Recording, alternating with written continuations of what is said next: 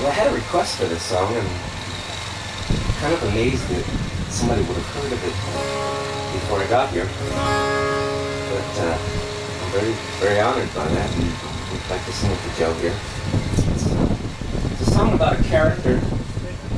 His name was Max Patton. He was a clown, but he did his clowning in the world of baseball. And for 50 years, Max went around doing like a shtick, a clown routine that was basically the same thing 50 years later that it started out being. And he was such a beloved character. I mean, everybody in baseball knew him. Every kid growing up saw him. We have about 30 teams in our major leagues, but we've got every little town has a minor league team. And so Max mostly toured the minor leagues. And he retired at the age of, I think, 85 or so. And I wrote the song. The original title of it was Going to Heaven. I tracked down Max through a sports writer that I know, and I sent him a copy of this song. Well, he had retired to not far from where my parents lived, and I happened to be visiting my parents in Philadelphia, and the phone rang. This was a couple of weeks after I sent Max the song. The phone rang, and my mom answered it, and it was Max Patton calling for me. But I don't live there. You know, what are the odds that I would be there in like a 3-day period? I was actually there to catch a flight to Ireland. And I spoke with Max. He invited me to meet him the next day downtown Philadelphia at the courthouse, because his hobby in his retirement was watching trials. So I said, sure. And I hung out with him for an hour or so, and then he invited me to watch a trial with him, and it was a double murder trial. Now this man was so beloved, the entire courthouse just, you know, they let him do whatever he wanted. There were no rules for Max Patton, and I'm talking about everyone from the bailiffs to the judges to the police officers, you name it. The secretaries, they all just loved Max. He's been hanging out there every day for a couple of years. So we go to this trial. It's a double murder trial, and Max falls asleep and starts snoring. You know, snoring in a double murder trial. And then he wakes up, and after a while he decides he wants to read the newspaper. So it's bizarre. And then the wildest thing was he started to try to hawk his book to the people behind us. Maybe I had to do that. Anyway, I flew to Ireland a day or two later, and I got an email from my mother maybe a week after that telling me Max Patton had just passed away. So I changed my title from Going to Heaven to Gone to Heaven. I believe he has.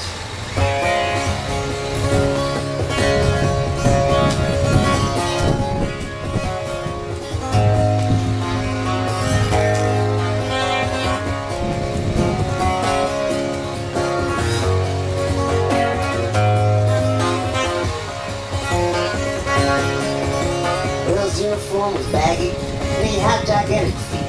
His hat was always cockeyed, and he had very few teeth. And his snoz as big as Baltimore, and a hat as big as Dragon.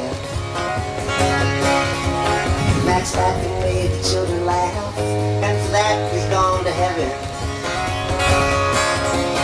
Max Patton, he was vaudeville, last of the old-time clowns, funniest looking fella that ever went from town to town, with a kind of face that he himself said only a mother could love.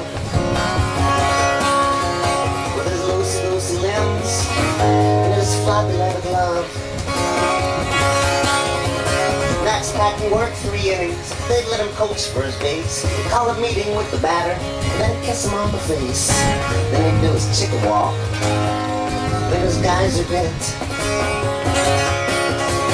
He'd take a sip of soda, tilt his head back and spit.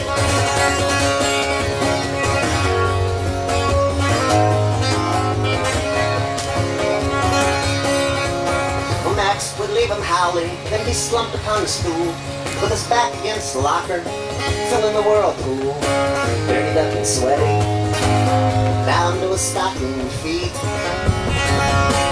He'd give the clubhouse boy $5 to scrape the mud off off of his cleats. Oh, the clown Prince of Baseball, he did 5,000 gigs. For 50 years he shared the bill with circus dogs and talking pigs. By the ninth inning, he'd be back at his motel with an early morning wake-up call. The next night he'd be someplace else. Now the towels in every motel room, they all smell like chlorine.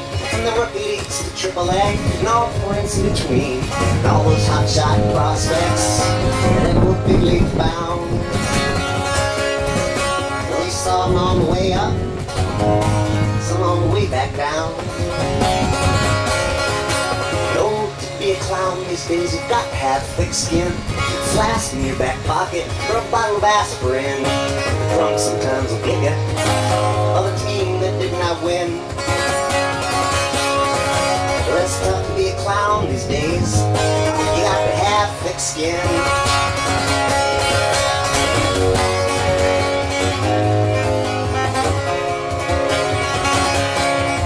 Well, Max Patton loved the children.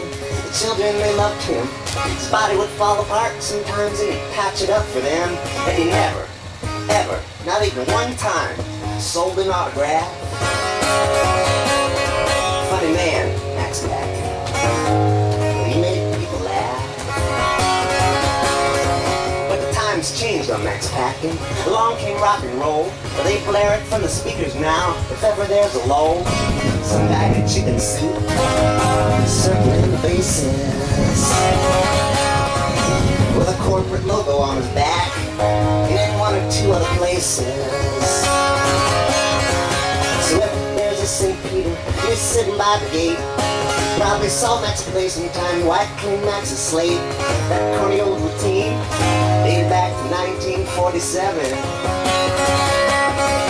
Max Patton made the children laugh, and for that he's gone to heaven. Max Patton made the children laugh, and for that he's gone to heaven.